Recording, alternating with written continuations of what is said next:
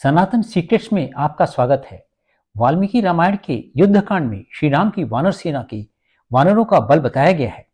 कई में 1000 हाथी का बल था, कई में 10,000 हाथी का बल था, कई की बल की कोई सीमा नहीं थी। अर्थात श्री राम के वानर भी बहुत बलशाली थे, क्योंकि कई वानरों में देवता का अंश था। सुग्रीव, अंगद, नल, नील जैसे महाभारत में अर्जुन, भीम में देवता का अंश था। जब श्री राम ने लंका पर हमला किया, सभी वानर लंका के किले पर चढ़ गए और किले के दरवाजे तोड़ने लगे।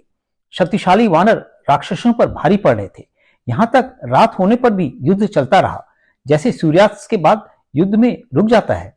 अंगद और रावण के बेटे इंद्रजित में युद्ध हुआ। अंगद ने इंद्रजित को बड़ा परेशान किया, वह माया से अदृश्य हो गया। फिर इंद्रजित अदृश्य होकर श्री राम और लक्ष्मण पर तीर चलाने लगा।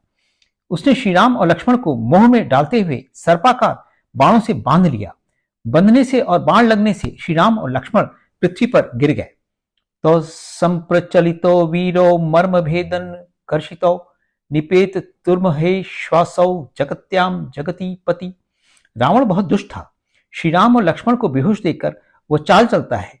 वह पुष्पक विमान में राक्षसियों को बोलकर सीता जी को, श्री राम और लक्ष्मण को युद्धस्थल में आकाश से दिखाकर उनका मन हटाना चाहता है कि श्री राम तो अब युद्ध में मारे गए। राक्षसियां सीता को पुष्पक विमान में चढ़ाकर आकाश से युद्ध स्थल दिखाती हैं कि श्री राम और लक्ष्मण बेहोश पड़े हैं। सीता जी बहुत फूट फूट कर रोने लगी।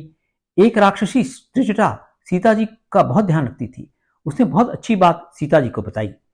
इदम विमानम वैदेही पुष्पकम नाम नामतः दिव्यम त्वाम धार्ये नेदम जद्येतौ गत जीवितौ। हे सीता, यह पुष्पक विमान दिव्य है। यदि श्री राम लक्ष्मण मारे गए तो विधवा को पुष्पक विमान नहीं बिठाता, वह विधवा के बैठने पर नहीं चलता। इसलिए श्री राम लक्ष्मण जीवित हैं। श्री राम अपनी शक्ति से जाग गए और उठ बैठे। लक्ष्मण को बेहोश देखकर श्री राम बहुत दुखी हुए। तभी गरुड़ वहां आए और श्री राम और लक्ष्मण के नाग के पाशों से मुक्त कर दिया। उन्होंने नागों को भगा दिया। श्री राम लक्ष्मण बंधन से मुक्त हो गए। गरुड़ के स्पर्श से श्री राम लक्ष्मण के सारे घाव भर गए और वे तुरंत पहले जैसे स्वस्थ और कांतिमान हो गए। सारी वानर सेना खुश होकर गरजने लगी। हम फिर मिलेंगे। आपका दिन शुभ हो।